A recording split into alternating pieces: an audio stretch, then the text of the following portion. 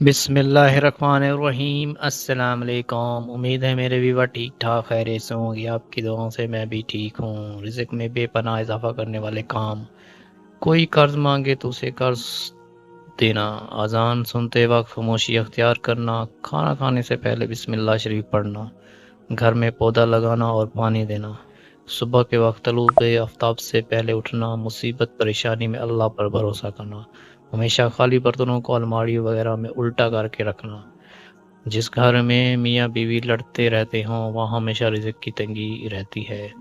رسول اللہ صلی اللہ علیہ وسلم نے فرمایا، مومن کو کوئی تکلیف نہیں پہنچتی، نہ ہی تھکاوٹ، نہ ہی بیماری، نہ ہی غم، حتیٰ کہ کوئی فکر بھی جو اسے فکر مند کر دے، مگر اس کے بدلے اس کے گناہوں کو مٹا دیا جاتا ہے۔ کم ظرف ہے وہ شخص جو کسی کو محبوب تسلیم کر کے بعد میں اس میں عیب نکالے۔